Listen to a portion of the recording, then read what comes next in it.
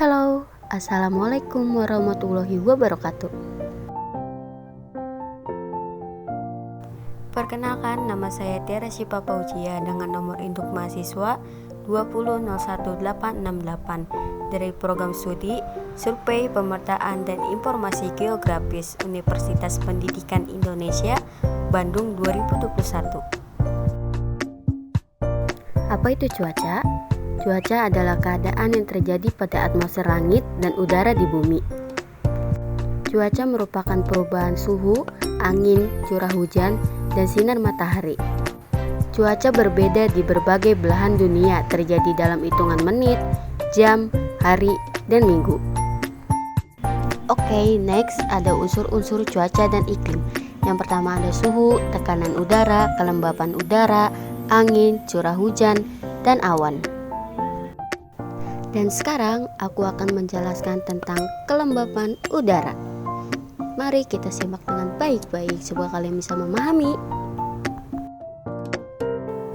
Kelembaban merupakan suatu tingkat keadaan lingkungan udara basah yang disebabkan oleh adanya uap air. Tingkat kejenuhan sangat dipengaruhi oleh temperatur.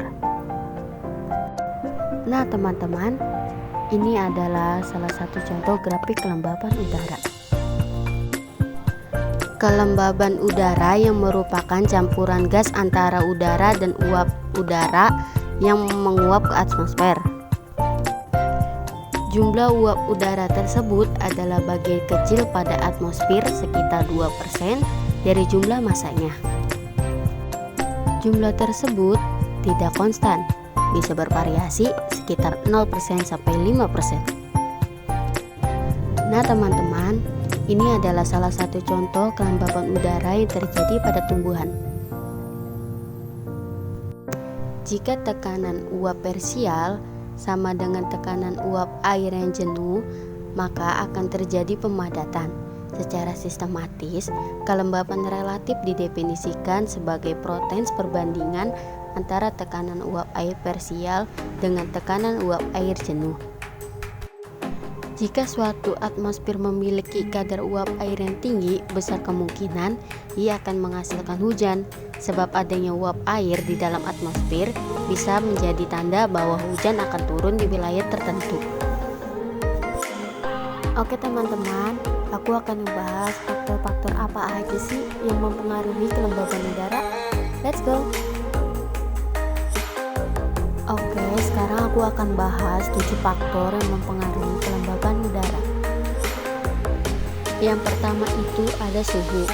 Suhu adalah faktor pertama yang mempengaruhi kelembaban udara. Karena adanya suhu panas derajat suatu benda, semakin tinggi suatu benda maka akan semakin panas tersebut benda itu. Oleh karena itu, kelembaban udara ini ada hubungannya dengan kandungan air. Maka semakin tinggi suhu suatu benda, maka semakin rendah kelembaban udara yang dimiliki udara tersebut.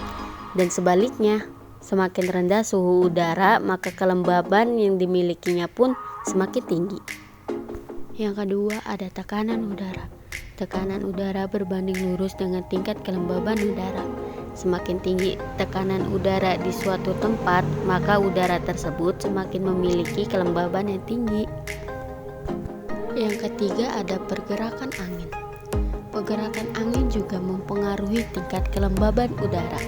Hal ini karena adanya angin dapat mempengaruhi proses penguapan pada sumber air dan menjadi salah satu faktor dalam pembuatan awan. Penyiaran atau radiasi yang dilakukan oleh matahari juga menjadi salah satu hal yang mempengaruhi kelembaban suatu udara. Penyiaran matahari yang tinggi akan menurunkan kelembaban yang tinggi.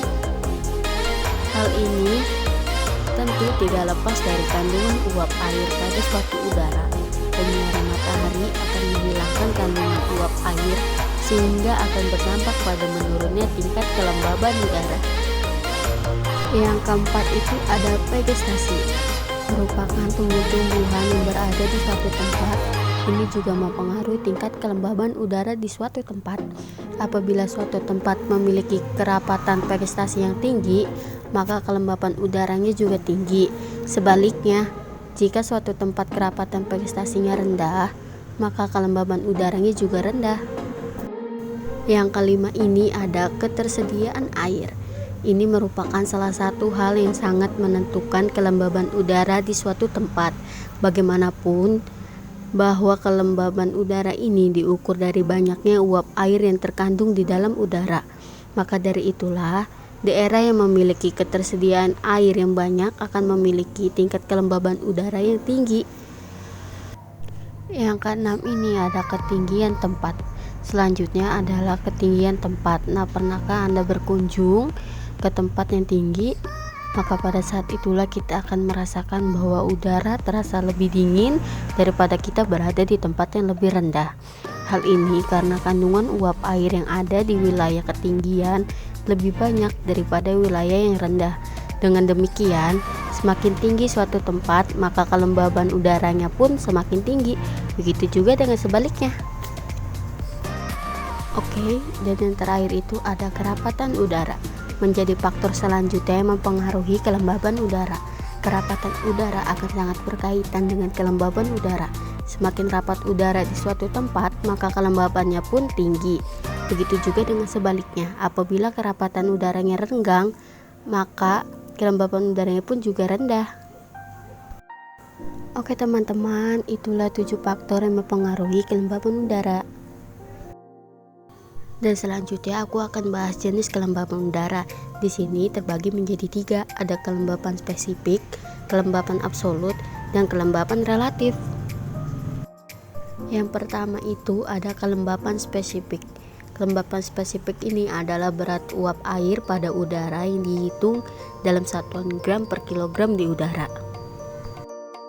Dan yang kedua ada kelembaban absolut. Kelembaban absolut ini langsung menghitung berat uap air yang ada pada parsel udara tertentu. Di sini, hitungan uap air tidak mempertimbangkan temperatur tekanan udara.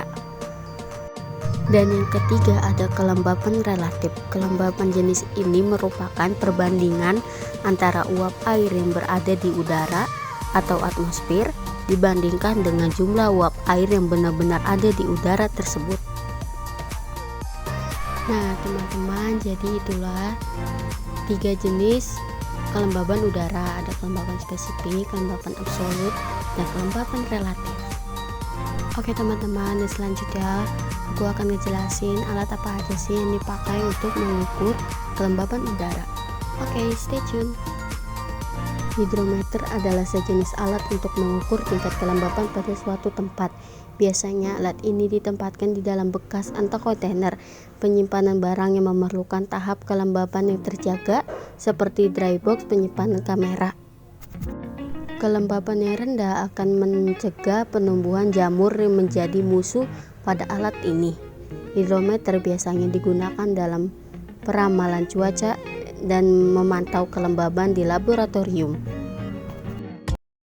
Baiklah teman-teman, itu aja materi dari aku tentang kelembaban udara. Semoga ini videonya bermanfaat untuk kalian yang sudah menonton. Terima kasih banyak. Aku ucapin terima kasih untuk semuanya. Bye bye.